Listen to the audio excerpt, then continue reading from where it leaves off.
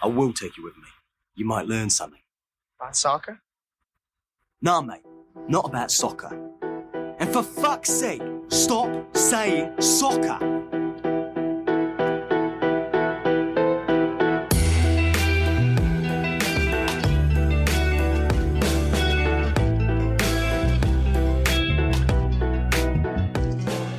The Bavarian capital of Munich is a household name for soccer fans all over the globe, and that's pretty much because FC Bayern is this big global brand. And Munich is also a household name to tourists all over the world, and that's often because of the Oktoberfest, a 2 weeks long, well, no, I'm not going to complain about the Oktoberfest, but I lived in Munich as an undergrad for 4 years, and let me tell you, I could do without it. But we'll move far beyond these two cliches today. When you're actually in Munich, it turns out that the city is far more complex than its tourist hotspots, of course. It has a rich political history that's seen both socialist and nationalist socialist uprisings, massive growth, great riches, a stubborn clinging to kind of a special status among Germany's larger cities over the 100 years of its history as well. And it's, of course, in Bavaria, which as a region kind of is to Germany what Texas is to the rest of the US. And it turns out that FC Bayern is nowhere near uncontested in Munich itself. 1860, the Lions, long the more popular team and still one of the largest member-owned sporting clubs in Germany, has a large and loyal and very visible following. And it gets its fair share of space in newspapers or on graffiti walls, and it has a stadium in the city, whereas Bayern plays out in a shiny arena in the suburbs. Sure, Bayern draws more customers and tourists from all over Germany and the world, but 1860 cultivates its status as Munich's great love, Munich's true love. It's sunk quite low, the club has. Its lowest point in the 4th league. Now again it's back in the 3rd, and it has had shady presidents and investors and still does, and it's kind of a stubborn drama queen of a soccer club. Our visiting professor today on the Assistant Professor of Football is Claus Melchior, one of 1860's official club historians, who also has written about baseball, by the way. He'll help us try to capture what kind of culture and history sustains 1860's tens of thousands of fans and members across the moves through 4 different stadiums, 4 different leagues, and constant internal turmoil. On another note, I have a new mic, and I hope you can hear the difference, and any future episode will be easier on your ears. Thank you for your support, for your patience. I hope there's not too many of you who have given up on this during the last episodes when I wasn't able to produce decent sound quality from a pretty pricey mic plus mastering. I'm nowhere near of an audio or tech nerd enough to figure out that that mic was not a right fit at all. I hope the new one, which is much cheaper, will serve us well in many future episodes to come. Thank you for your feedback, those who gave it, and as always, please do spread the word if indeed this, well, sounds decent. And you know someone who watches, say, Premier League on weekends and is really curious what kind of sports culture it is that makes the European game tick the way it does. You know already that these ratings with the stars really do go a long way to making this project more visible to others like you. Thank you for taking a second to support what I do this way. All right, enough internal dialogue. On to the stands of 1860's historic stadium.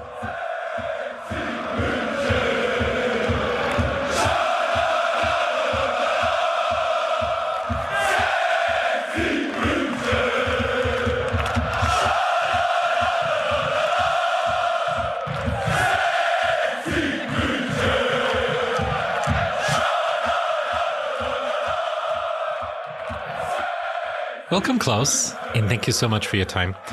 Before we get into the enigma that is 1860 Munich, the Lions, could you tell us a little bit about your own supporter story, your own coming of age as a soccer fan with 1860? Yeah, I can do that. I'm actually a pretty old guy, so I've been following football for quite a long time. It started around the time the Bundesliga, the German first division, was founded in the early 1960s, 1963 to be precise. At that time, I wasn't living in Munich, but I was following football. And 1860 at that time was, of course, a founder member of the Bundesliga. They were very successful, winning the cup in 1964, winning the league, the Bundesliga, the first and only German title we have, championship. In 66, in between reaching the European Cup Winners' Cup final, losing at Wembley to a London club, West Ham United. And so I followed that, and I found that interesting. And Munich seemed to be a very attractive city, getting the Olympics and being called the secret capital, the Heimliche Hauptstadt, being sort of having some sort of southern flair. And eventually I ended up to go to Munich in 1974 to study. In the 1960s, I didn't have a major problem with Bayern. They were an exciting young team who had been promoted to the Bundesliga. And I hadn't grown up with the Bayern and 60 sort of conflict, rivalry and everything. But I mean, then a certain arrogance crept in and I sort of kept my loyalty to 1860. And when I came to Munich in 1974, it was pretty clear to me which club I was supporting.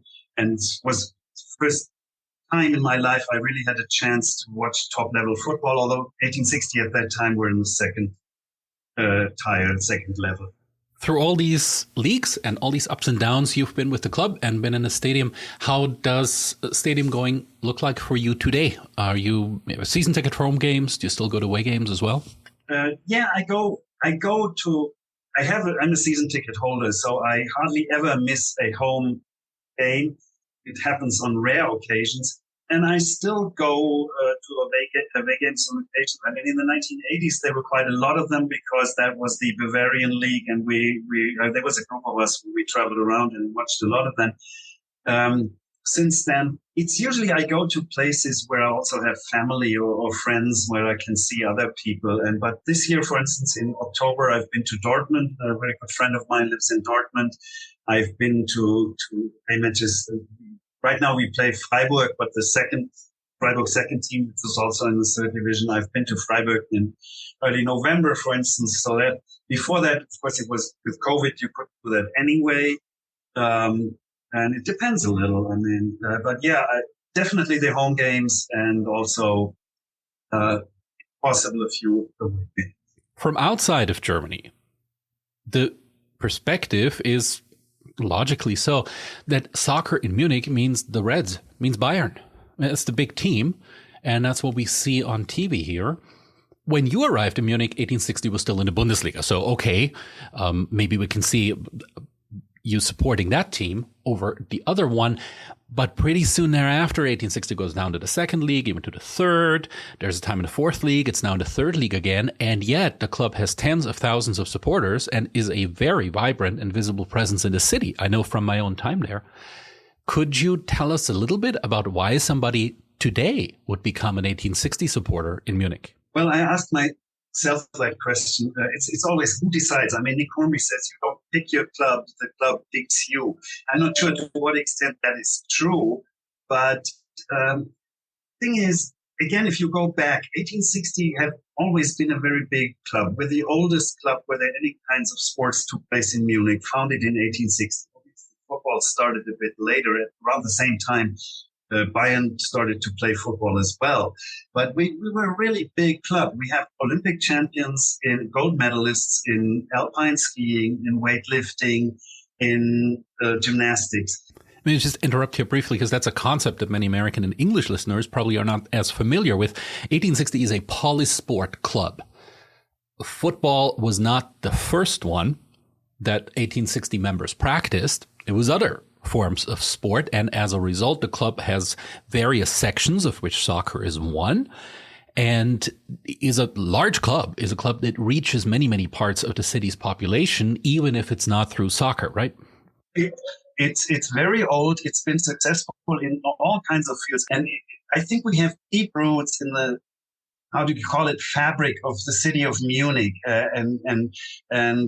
there's been a strong support, and I think a lot of that gets handed down, the tradition, family connections, and all that. And when in the early teens of this century, when we were really in danger of going down, I mean, there was a lot of writing about that, and you could see how it affects the city. So there is that.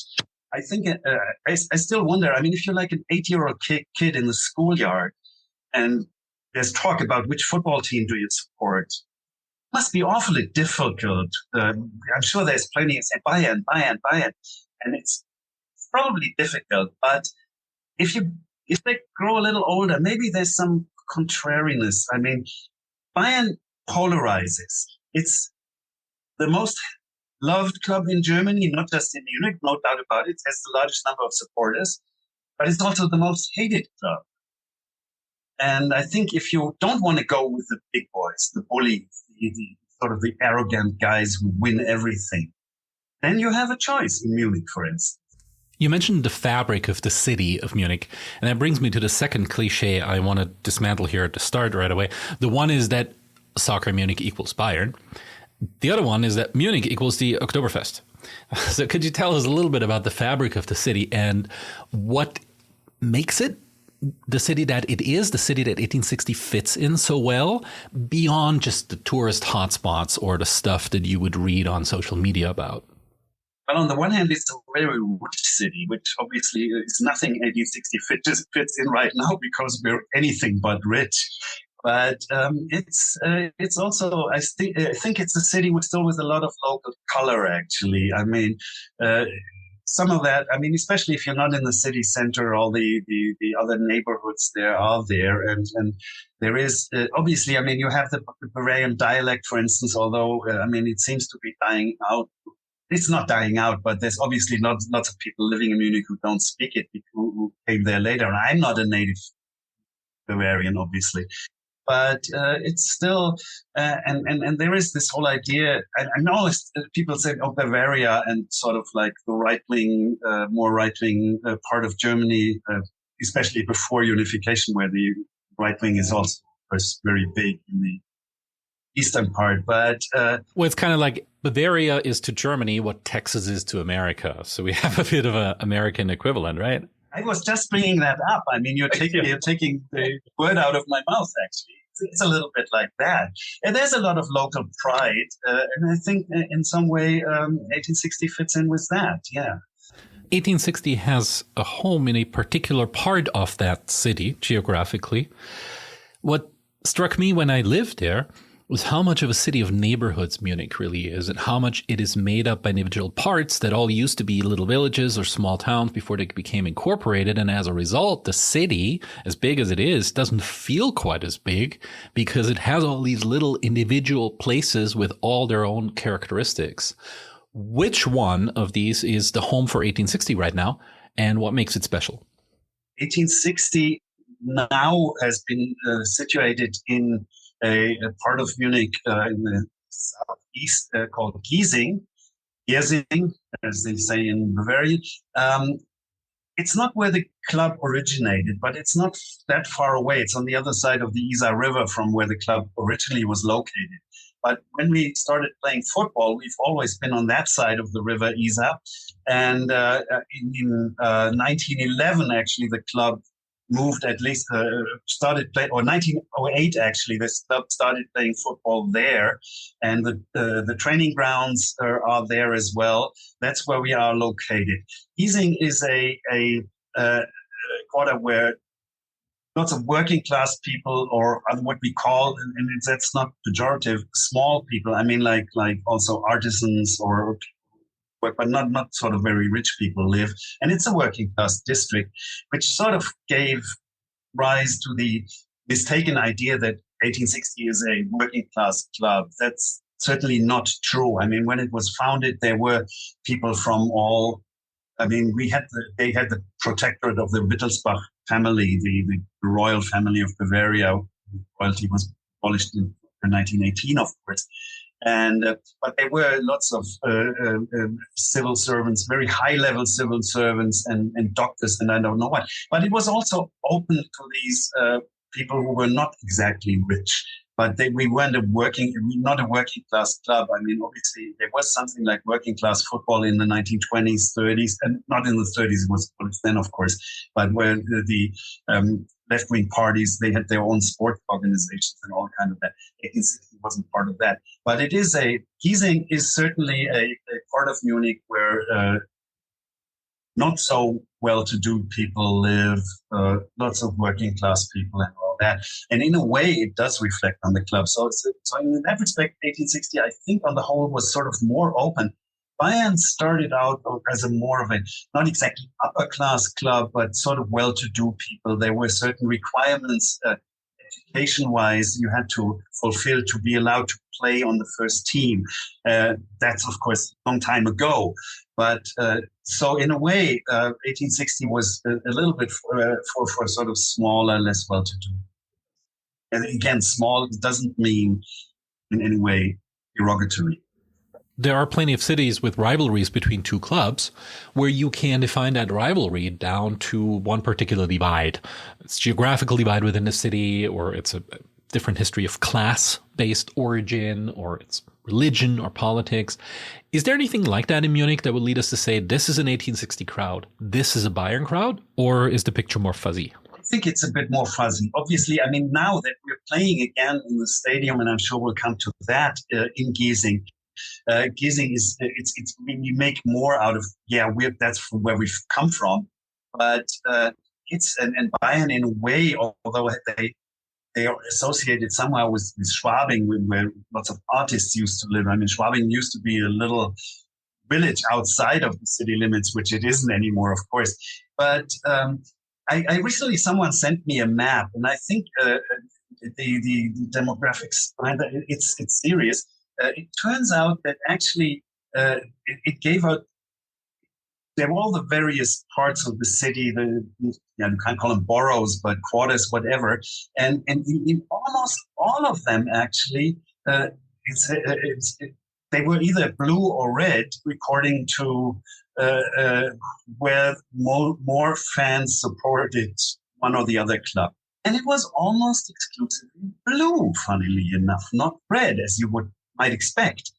And it's been said a long time that 1860 was the more popular club in the city, whereas Bayern supporters came more from outside the city. In a way, that's certainly true because, you can see it. If you go on a weekend, let's say a Saturday, early evening, you go to a beer garden or something like that, you will see lots of parents and kids, and the kids are full the Bayern gears, the shirts and everything. And for them, it's a weekend excursion to Munich to see Bayern. And obviously, there's people coming to see 1860 from quite far away, but not as many. And so I think in the city, it's still quite, and right in my area, actually, there seems to be a graffiti war. And that doesn't tell you anything about numbers, but just about the dedication of the people who are going around at night and spraying on I don't know what. But it seems to me quite clearly that we're winning that. I mean, if there turns up something with Bayern, it takes only a few days and it's blue again, or it has some derogatory remark about Bayern or whatever. So I think in the city we're still quite strong, and you can't say this. Clearly, I mean, it was basically the city center and somewhat north of the center where more Bayern fans seem to live as opposed to it. And I don't know if it's total, it might still be 50-50 or whatever. But it's easy to underestimate how strong the roots seem to be.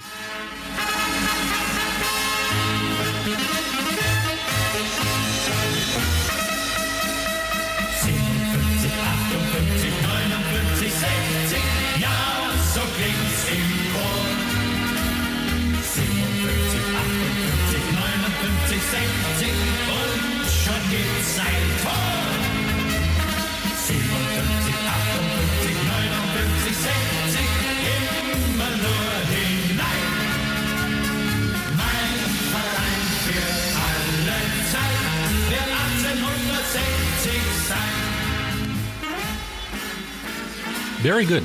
Graffiti and sticker wars. And I'm glad to hear that 1860 is seeming to win the graffiti war in your area. It's good. It's good. Politically, anything that seems to divide these two clubs in the very tumultuous German 20th century? Yes and no. I mean, if we talk about that, we certainly have to come to the 1930s and the Nazi period and everything. And I have to admit, our record in that respect is not as good as Bayern's. I mean, it's quite clear that Bayern, for instance, had many more Jewish members in important positions as well as 1860, which is in a way easy to explain because 1860, as I said, is a very old club founded in 1860. And what they did was turnen, gymnastics, a very German discipline. It's an Olympic sport now, but still it sort of originated in Germany. And they were very old fashioned, and just playing football in a club like that was in a way a revolutionary act. So they were very forward looking to allow that. But people who really were looking towards England and wanted to play this new sport and all that, they tended to also go to younger clubs. And in that way, that covers quite a lot of the Jewish population. So I think Bayern was more attractive for them because they weren't set in their ways and with these old-fashioned gymnastics people and all that.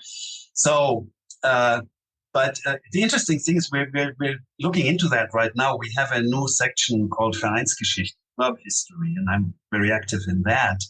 And we're looking into that. It seems to be that like the football section was a little bit more, we can't say they've all been sort of resistance fighters or anything like that, but it seems to be a little bit less easily to sort of come under the Nazi banner. I don't know. Bayern has a better record in that field.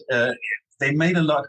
Not Bayern themselves. They took a long time for them to come around to realize that might be some sort of capital. But fans actually looked into that, and they made a lot out of that. It turns out there's now a study that has appeared about Bayern in that time, and it turns out that they had their share of Nazis as well, and obviously. But that's one thing. Well, there's a bit of a historian's war going on there about how opportunistic Bayern actually really was during that period, and it may be much more than we used to think. I do have my opinions about that, but it's probably stuff for another episode. I have as well. Yes, I know quite a few of the people who are involved in that actually, and that's not our subject today. Actually, we'll come to politics later. Obviously, I think in some ways. Bavaria has been governed for most of its existence after the Second World War by the Christian Social Union, the more conservative of the two major parties, the Social Democrats being the other one, but that's the party system is changing, of course, now the Greens are there as well. And I mean, in many ways, both parties have close ties to the CSU, but they have also politicians from other parties. Obviously, I mean, there's a couple of years ago, a biography of Gerd Müller, the famous Bayern striker, appeared, and by an established historian, and that's very interesting because it shows how politicians who were close to Bayern allowed Bayern to take cash they got from playing friendlies abroad into the country without having to declare it and stuff like that. So they've been very close to that. But then on the other hand, I mean, quite a few of the presidents of 1860 have been in that same party as well. So I'm not sure to what extent there is a major. My idea is, of course, since we've now so clearly established as the second club, as opposed to the so successful Bayern, we need to look into our identity. And of course, I'd love to see more. Like the best example is Hamburg, St. Pauli, who has clearly a very different identity to the big club HSV. And obviously, there's a political background with the whole scene in St. Pauli in that part of it. We don't have that in the same way. But I mean, I'd hope that and I think we're in a good place now, that we look out that racism doesn't have a place in the city. But Bayern does that as well. So I'm not sure to what extent there is a major divide in that respect. You can't say sort of like the people who vote Social Democrat or Green support 1860 and the others support Bayern. Doesn't work like that. Good. Enough of the rivalry. Let's turn to 1860, more explicitly itself, and to the club it has become. You came to the club in the 70s, tumultuous period, after the last German championship.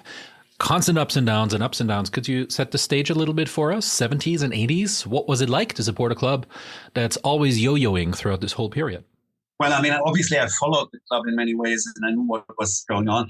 Not exactly what was going on in Munich, but what happened. I knew when obviously I enjoyed it when they won the championship in 66 and all that. When I came to Munich, that was in November 74. So I mostly, when I got the struggle was to get back into the Bundesliga. And things were looking up actually, because after my third or almost second year in Munich in 77, we were going up. So things were going well, actually under a president who was a member of parliament for the Christian Socialist Union. For the Social Democrats, you said? No, for the others, for the CSU. For the Conservatives. For the Christian Democrats. They have a different name in Bavaria than from the rest of Germany. But if I say Christian Social, I always tend to say socialist, but couldn't be further wrong. So let's call them the Christian Democrats and the Social Democrats. And the Christian Democrats are more to the right and the Social Democrats more to the left. And nowadays, of course, there's also green, where you never know exactly if they're in the middle between them or to the left of it. That depends. But that's an aside. At that time, the guy was a member of parliament of the Bundestag for the Christian Democrats, and supposedly a financial expert. And it's a strange story. I mean, he was very lucky, and the team went up when we didn't expect it. They sold all the stars, and was thought, okay, well, hopefully we can sort of hang on and we don't have to fear relegation. And they went up. And then he didn't spend any money. We went down again. We went up again. And then he started spending money in a not very happy way, a not very good way, actually. It's a lot of waste. And so we were relegated again. We played a year in the second division with Rudi Völler, which some Americans may have heard of, as the main striker, scoring like, I think, 37 goals or something like that. But we didn't gain promotion again. And then for financial reasons, they took away the license and Rudi Völler went on to Werder Bremen. Otto Rehhagel claimed he had discovered him, but we knew about it. A lot of coaches as well during this time, right? A lot of turnover in the squad and on the coaching bench, correct? Yeah. That is true. I mean, they tried with several coaches to get back into to the Bundesliga. That didn't work out. The guy who took us up then was there, I think, in his second year, and they stayed with him actually when we were relegated because really the squad wasn't that great, and so it wasn't necessarily his fault. But then when we got into trouble, then they fired him actually. And then yes, there was a lot of changes, and it didn't work out that well. We had some very good players, but whatever. So that was sort of like a roller coaster. And then, of course, it was not a lot of stability. And after having gotten out of all these financial troubles, supposedly with promotion back to the Bundesliga, then suddenly 5 years later to find yourself in that same kind of trouble again, you tend to lose a bit of confidence. And we spent a long time, almost like 10 years, on the third level in the Bayern Liga. Yeah. Right, and we should say that's before there was a nationwide third league in Germany. There are at this point just lots of regional third leagues, and you don't automatically get promoted out of those into the nationwide second. So if you won that, you didn't go up automatically, but you still had to go through some playoffs to actually make it back up. And we twice tried that, not without success, and then we got back up, were immediately relegated again. And then the new coach, Werner Lorand, who stayed for a long time, took us immediately from the Bayern Liga into the second division and into the Bundesliga within 3 seasons. Which are those 3 seasons? So we have a bit of an orientation there. That was, I think we won the Bayern Liga and gained promotion in 92. No, sorry, that must have. We got up to the Bundesliga in 94. So we got up, we won, so we were in 92, 93, 93, 94, we were in the second division. At the end of that, we got up. That was 94. So in the year before that, we it's basically it's two seasons actually. It's two promotions. The one from the third to the second level, that was in '93, and from the second level to the Bundesliga, that was in '94. With the famous away game at Meppen Way on the other side of Germany in the north, which 1860 wins, the goal by an Austrian, and gets promotion to the Bundesliga. Sie weinten. Und sie tanzten. Neue Gegner braucht der Fan. Dabei waren sie vor einem Jahr noch Amateure. Kam der Aufschwung unerwartet. How did it feel like to be back in the Bundesliga after all those years? That was great, especially because we managed to establish us there. That was a great thing. We had a very important figure in club history. The president he was owner of several restaurants. His name is Karl-Heinz Wildmoser. He really, you could call it the Wildmoser era. He was president for I think 12 years or something. We went up to the Bundesliga there. And also he did a lot. You have to give him that for bringing up the youth system. The whole the academy, so to speak. At that time, it wasn't really an academy in Germany, but nowadays we have that kind of system. But he did a lot for that. And in a way, we're still profiting from that because there's so many players we had to sell, but we could sell and move, played for the national team. I went there with the Bender twins. There's Kevin Volland, who still plays in Monaco right now. There's Florian, plays for Mönchengladbach. Lots of players like that. And so he did do a lot for that. But of course, I was never quite sure if one could sort of trust him. And what he did is he moved that. We were playing at that time again in our old stadium in Giesing, which we had to sell to the city of Munich actually in 1937. Financial troubles are not just a thing of the late 20th century. Make no mistake. So we went back there, obviously in the Bayern Liga, because the Olympic Stadium was way too big for us then. And we played the first Bundesliga season there as well. And then he, more or less out of the blue, moved us into the Olympic Stadium, Olympiastadion. Okay, well, you said before that both teams have supporters all over the city, including 1860. But still, the Olympiastadion is already occupied by Bayern Munich at the time. By now, clearly the more successful club, and Wildmoser is kind of pushing to be kind of a mini Bayern in some ways. How did that move go over with fans? There is a long tradition of clubs in Munich playing in the same, sharing a stadium or something like that. 1860 moved to Giesing in 1908 to the present, where the present ground is in 1911. They built it up as a bigger stadium in the 1920s.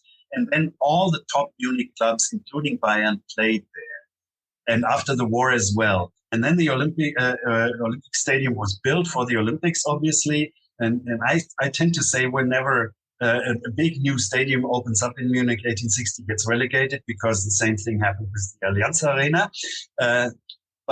So Bayern moved into the Olympiastadion in 1972. And 1860 more or less did as well. They sort of went back and forth. But when we played in the Bundesliga in the late 70s, when we got up 77, we played in the Olympic Stadium as well.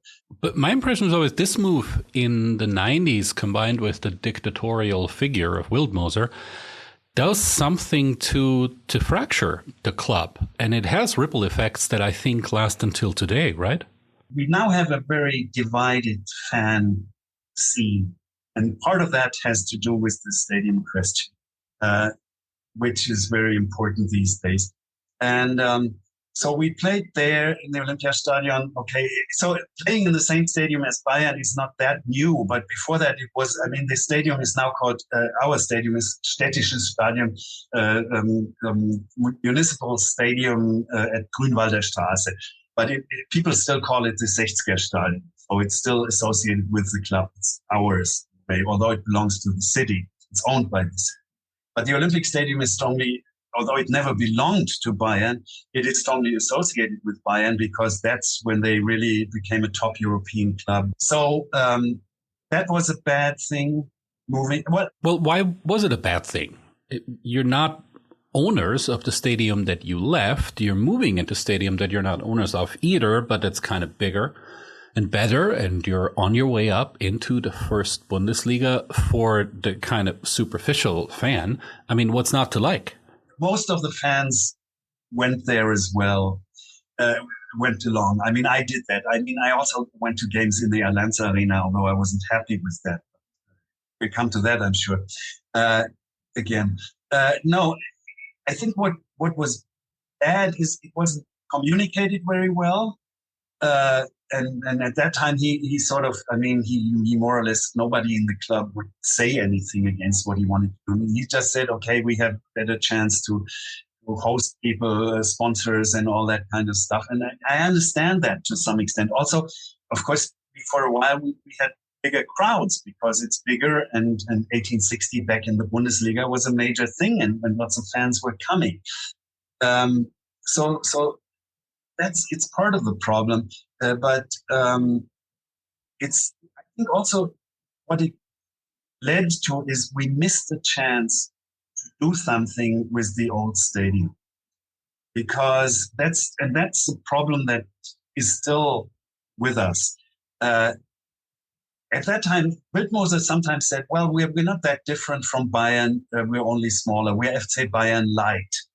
And that didn't go down that well. That's not what we wanted to be. And so I always thought, we'll see. I mean, the team is good and we have great players and that's fun. I'm still not sure what he's going to do. It's an identity question again, isn't it, in a way? I mean, we had the West Ham United episode last week where a stadium move also led to similar identity conflict that are ongoing. And here too, if you leave a stadium behind and move to a new one, but you don't make very deliberate efforts to take your identity, particularly when there's another club in the city, with you, you're lost. I mean, you're losing edges. You're losing a sense of who you are as a club, right? It brings me back again to St. Pauli as an example. They have a different identity. It's a stadium. And even if it's not the politics behind it, because it's a very left-wing quarter in Hamburg where they're situated, I thought part of the identity now, regardless of whether in Munich teams have played in the same stadium, is to have a separate home. And I think in the 1990s, which were boom times, lots of money was coming into football. Television contracts were going up. That would have been the time to do something about the stadium, to make it into a more modern, all these modern convenience you need as well. I mean, something where you can host sponsors and well, not skyboxes, but something like that. You could have done that. I think in the 1990s, if there had been a political wish to do that, it might have been. We could have done that, and then we would have been there and could have played even Bundesliga there. And we missed a chance there, which haunts us, in my opinion, to this day. The rest of the story is in the Olympiastadion that 1860 eventually goes down, playing in that stadium, and Wildmoser never quite succeeds in creating 1860 as a number 1B in the city. 1860 doesn't become a Bayern 2.0, and the World Cup gets awarded to Germany. And Munich is supposed to host, and so another stadium move is on the horizon. The World Cup was awarded, the 06 World Cup was awarded to Munich. And at that time, Franz Beckenbauer was president of Bayern, but he was also the host, the chief of the boss of the organizing of the World Cup. And he more or less blackmailed the city of Munich. Bayern had been thinking about a new stadium because the Olympiastadion is beautiful, but it is built for track and field. And so the crowds are far away from the action on the field and all that on the pitch and all that. So, and then there was Borussia Dortmund coming up with having this big stadium and the yellow wall behind the one. And so Bayern was afraid to lose out. They wanted a new stadium. And Beckenbauer more or less blackmailed the city of Munich They said Munich is not going to get any games at the World Cup if it doesn't build a new stadium. And then the city of Munich said, yes, okay, we support that. But then if something like that happens, the city has to provide some infrastructure and all that for the new stadium. They said, we're only going to do that if both clubs build it together. And I think Wildmoser loved that idea because I think his major dream was being at the opening match of the World Cup, sitting right next to Franz Beckenbauer. It's an odd pairing. Here's the worldly wise Franz Beckenbauer, the legend and the World Cup organizer. And there's Mr. Wildmoser, a restaurateur, never quite made it to the big leagues, even if he wanted to with his club. How do we evaluate his time? I mean, it's 2 stadium moves. Eventually the club goes down, gets relegated. Wildmoser goes down himself in a corruption scandal surrounding the construction of the new stadium. What do we do with the guy in 1860 history? Let me just say he wanted to become somebody at Bayern. It's just they didn't want him. But I mean, you have to give him credit. I mean, sports-wise, we were very successful. We had 10 uninterrupted years in the Bundesliga. That's more than the original 7 years in this 1960s. And as I said, the whole system with bringing up young players and all that was revamped. And I think we still profit from that. So you have to give him that. Otherwise, as I said, this whole Bayern Light idea is ridiculous. And I think he was a bit authoritarian figure and a little bit one of the last patriarchs in the game in a way. And that wasn't very helpful. Trying to build a stadium together with Bayern was a major mistake. A, the stadium is too big for us. B, the fans don't really necessarily want to share a stadium with Bayern. C, we couldn't afford it. So here again, it may be important to point out that Germany has this 50+1 model of club ownership. And 49% can be owned by investors, can't be majority. And Bayern, of course, has those investors, Adidas, Allianz, which happens to be the stadium sponsor, and later on. 1860 has nothing. I mean, it just has Wildmoser, right? And then the stadium opens in 2005. 1860 moves in, but gets relegated the summer before from the Bundesliga. And that was apparently also not planned for at all. So not only is there not enough financial backing, there's also sporting disaster as well. This is how they entered the big new arena, right? That's part of the bad contracts because obviously he could. I mean, all those 10 years in the Bundesliga, my first goal for every single season, and I'm not alone, by no means alone in that, was we have to avoid relegation. If it gets better, if we might qualify for Europe, great, gravy. Wonderful, and maybe eventually we get to. But Wildmoser obviously didn't even envision that we might be relegated. So nothing in the contracts actually took that into account. So terrible situation. And my fear was sort of bit by bit we lose parts of and eventually the whole thing will belong to Bayern. It happened much faster than I ever thought possible, and it's way too.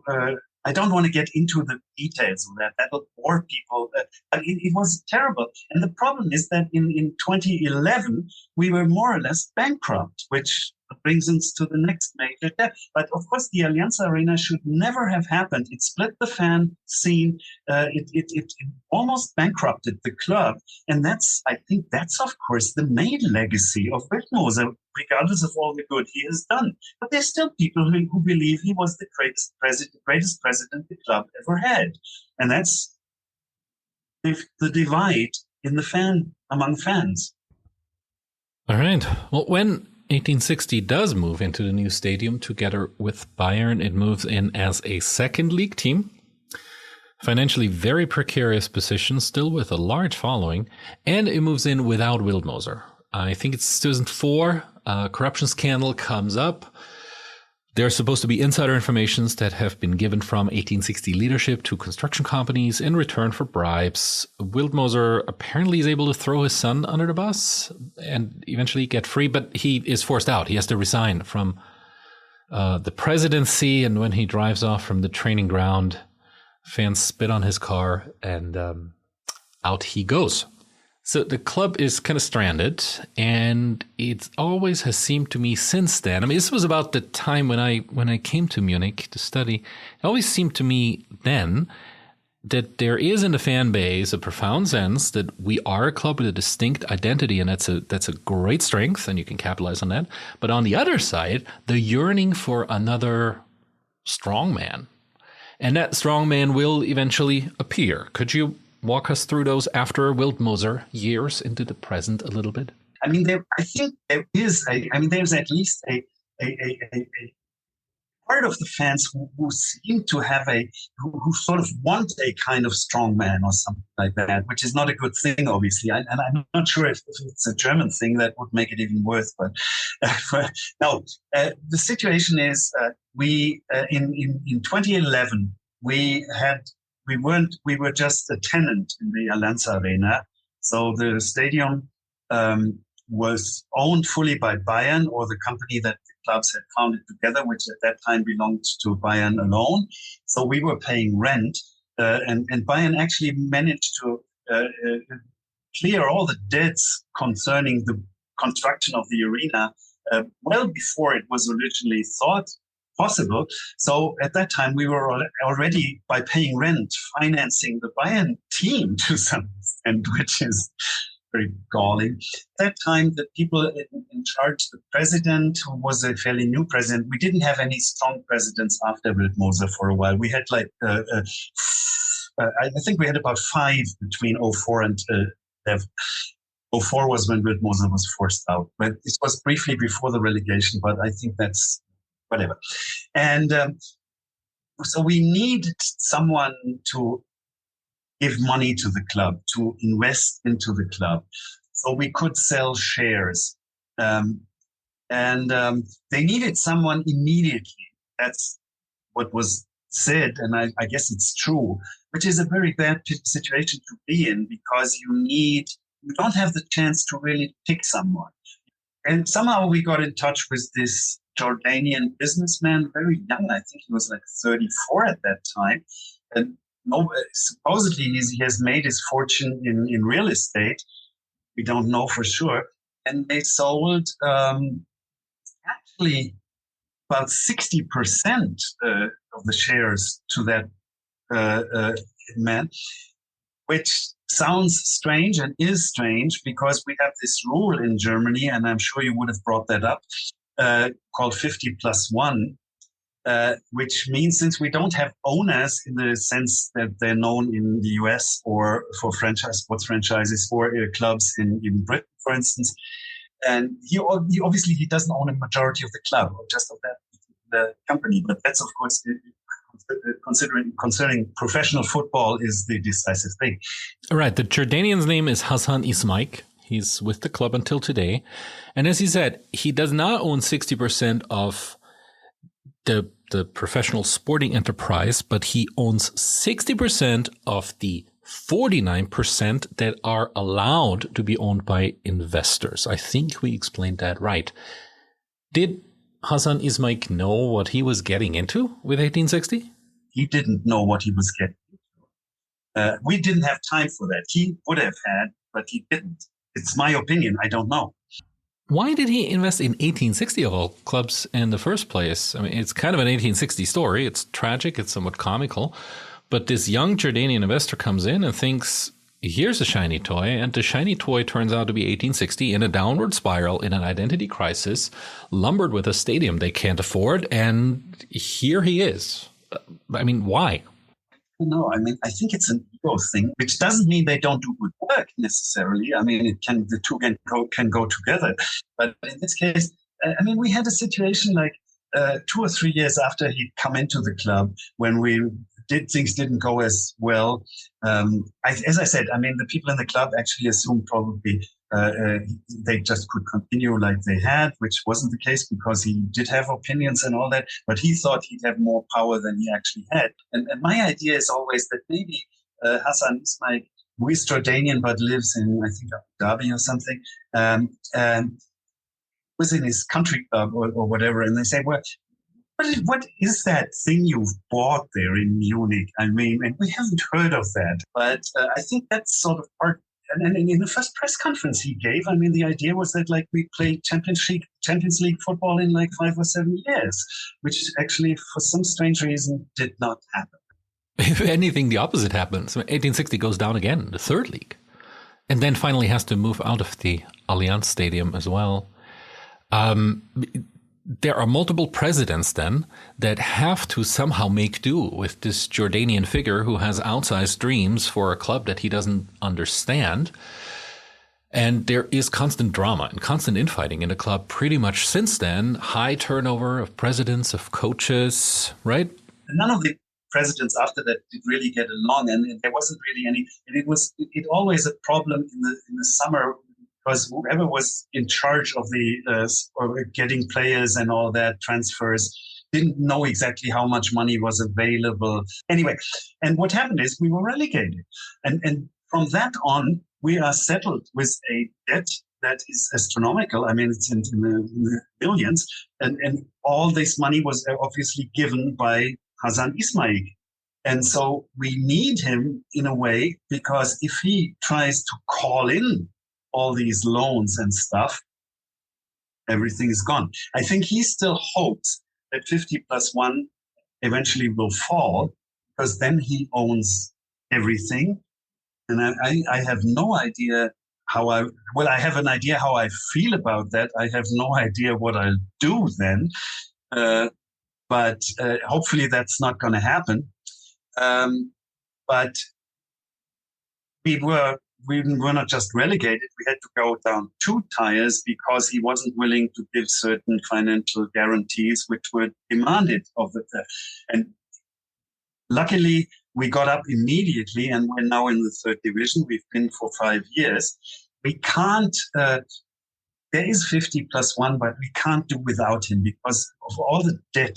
There has to be an arrangement every 2 years. It's demanded that we produce some sort of prognosis of what's going to happen, how we're going to deal with the next 2 years to make sure that this particular company doesn't go bankrupt.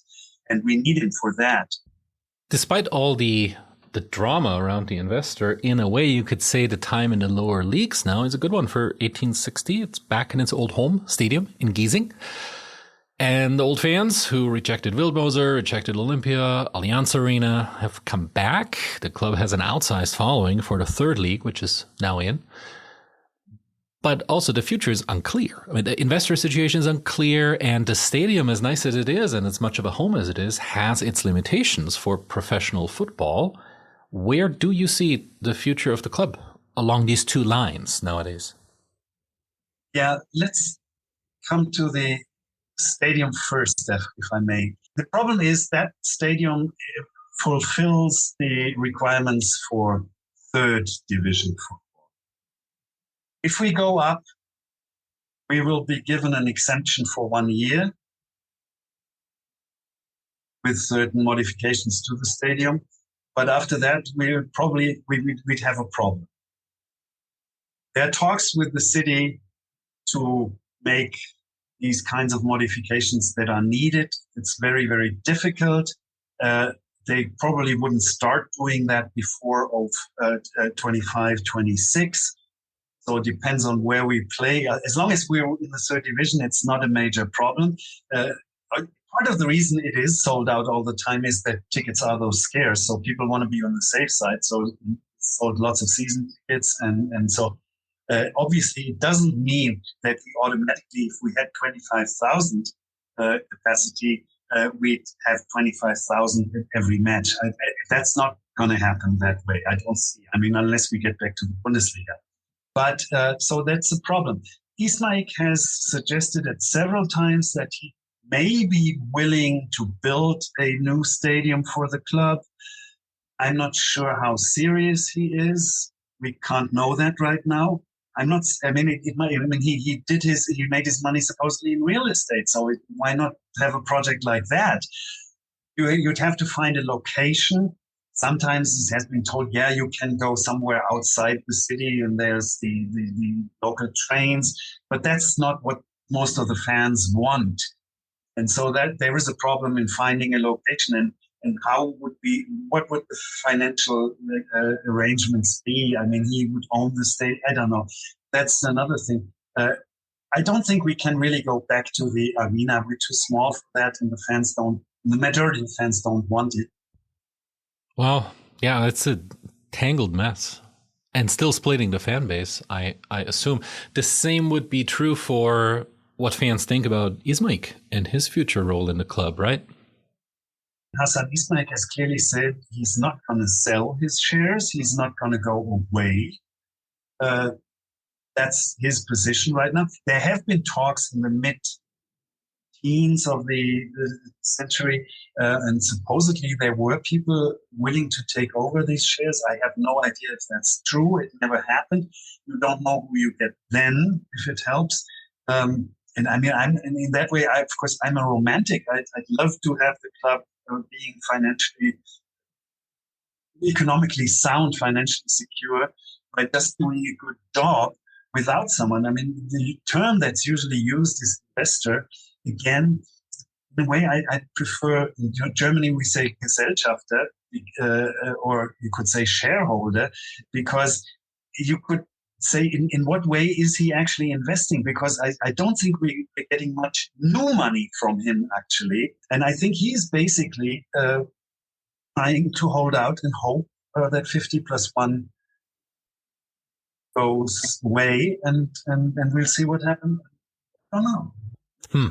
But there's a very loud portion of the fans that, contrary to that, wants him out altogether. And whenever you would tune in to an 1860 home game, you are likely to hear chants directed at Hasan Ismaik, the famous Sheikh song, which, well, the first line goes, Scheiß auf den Scheich, shit on the Sheikh, and that probably tells you what you need to know. This is kind of what it sounds like.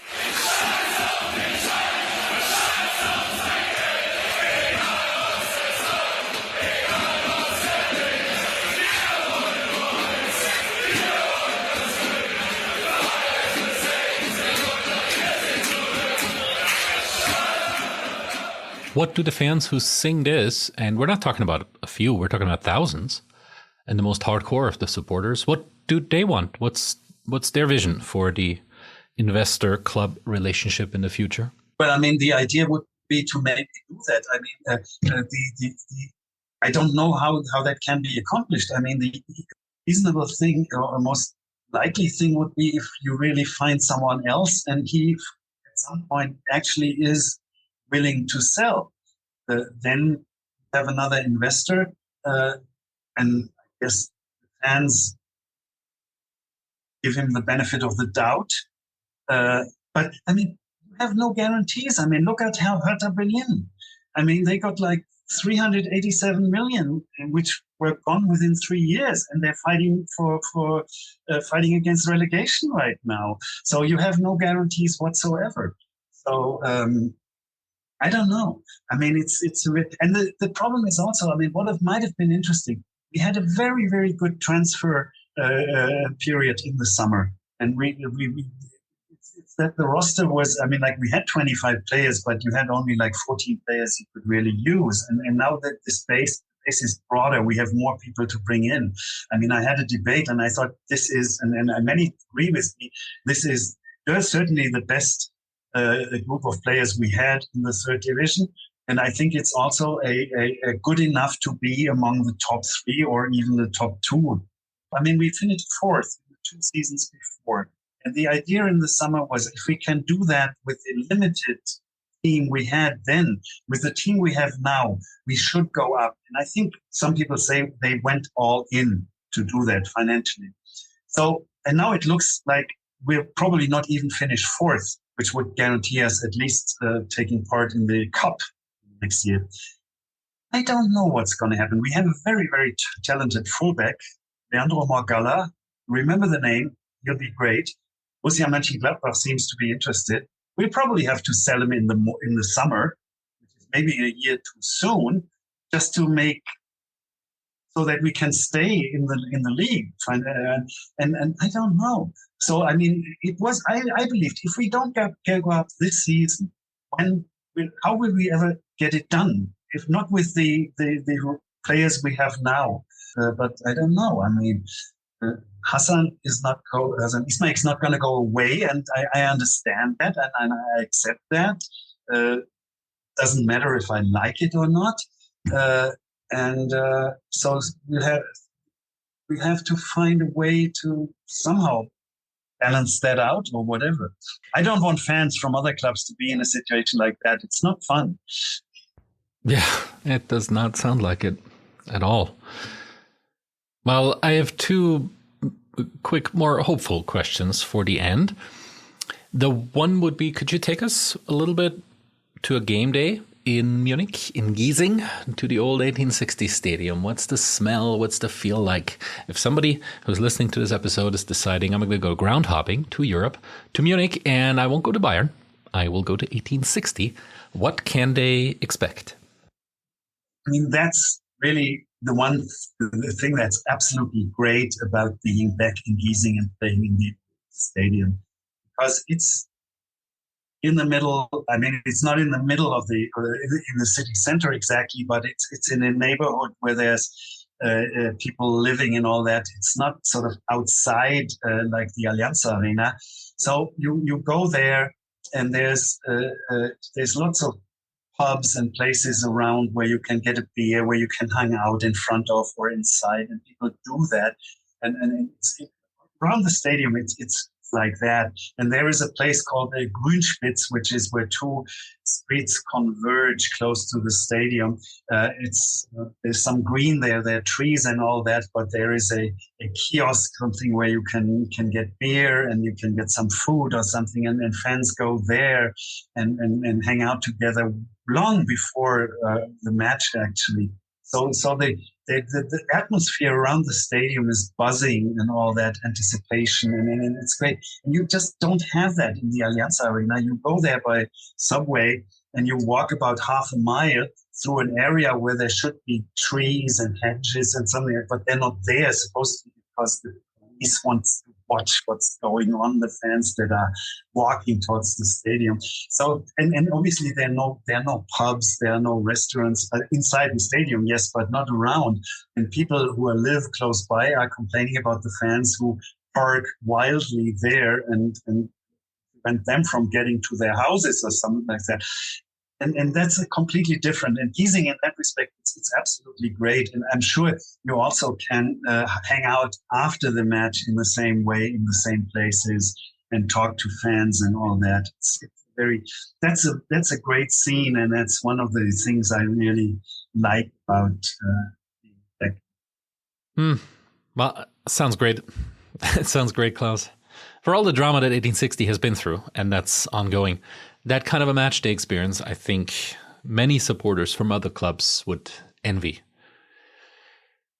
Well, we're both historians, but let me try this on you. If we were to look ahead, let's say 5 years into the future, what kind of 5 years would it have to be for you to say in 2028 that these have been good 5 years for 1860 Munich?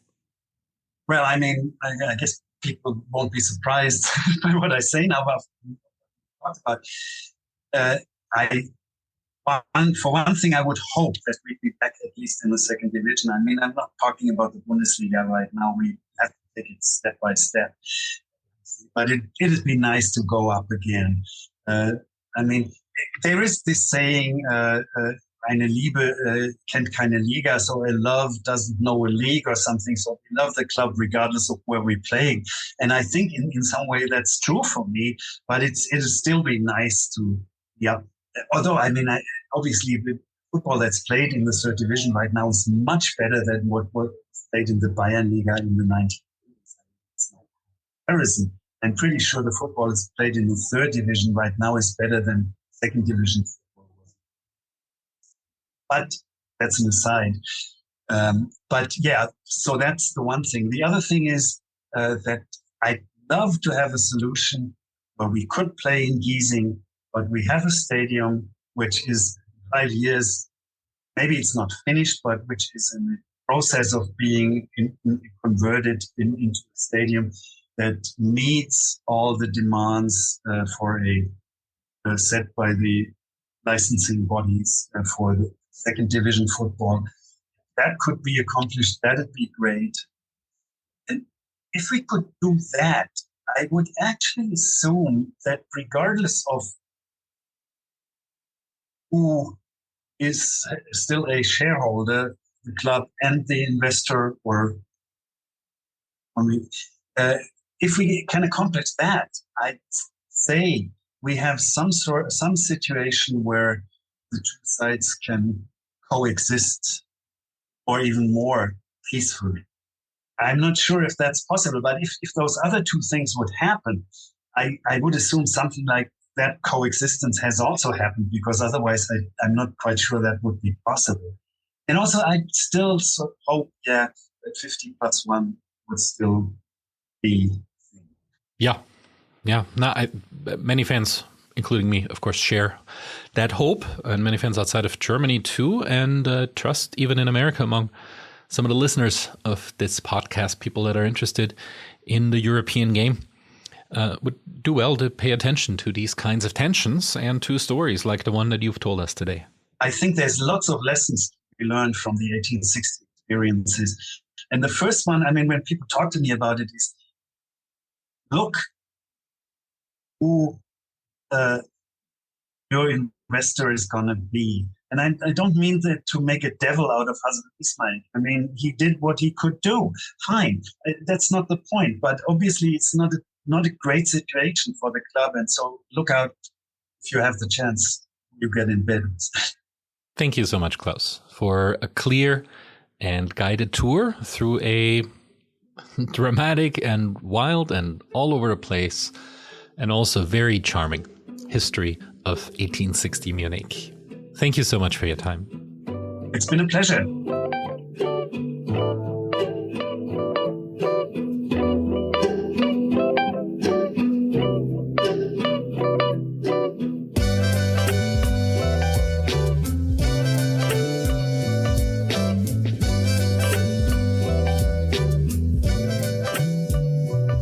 Thank you for listening. Thank you for your interest. Thanks for your support. If everything goes well, then the next episode is going to take us into an inquiry of gender roles in the often very male-dominated fan cultures of Europe and perhaps a little bit of North America too. I hope to, and I hope that's the next episode, be able to talk to two women who curated a public history exhibition about the role of women in active ultra fan cultures in Europe and what that means for the game, for how we understand changing gender roles, for how we understand a critique of masculinity in European soccer. And I think that will be very interesting. I hope it happens, and I hope you'll be here again, and I'll get to share the time with you. Until then, be well.